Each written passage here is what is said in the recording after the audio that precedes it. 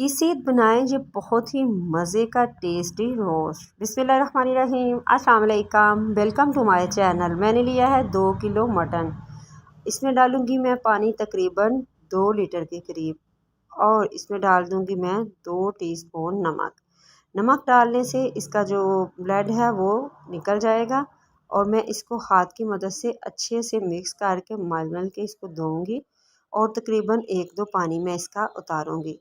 इससे गोश्त की जो ब्लड है वो निकलेगा और बहुत सी अच्छे से ये गोश्त जो है वो साफ़ हो जाएगा।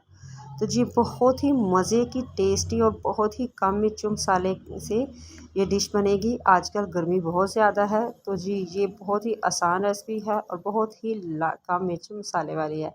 मैंने इसमें डाल दिया है जी गोश्त इस तरह से मैं फैला लूँगी नीचे।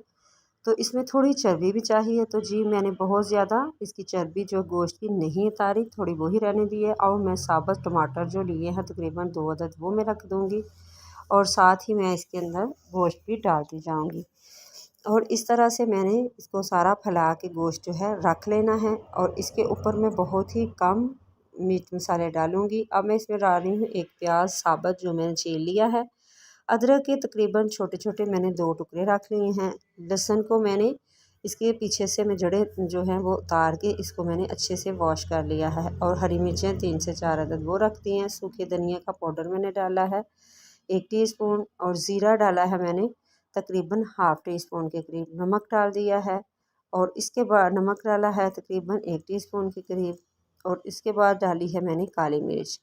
बहुत ही कम मसालों से लाइट सा ये जो रोश है ये रेडी हो जाएगा और बहुत ही मज़े का लगेगा। अब इसमें मैंने डाल दिया है 1 गिलास पानी। ये मोमन जी रेसिपी जो है ये हांडी में, मिट्टी की हांडी में बनती है, पर आजकल थोड़ी जल्दी में होते हैं लोग तो जी तो इस तरह से आप बनाएं प्रेशर में।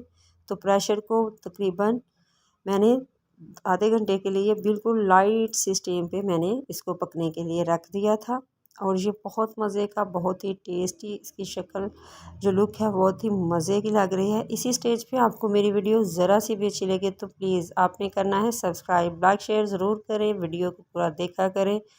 जी तो देखिए कितनी अच्छी लुक है। दुआ में याद रखिए। अल्लाह हाफिज़।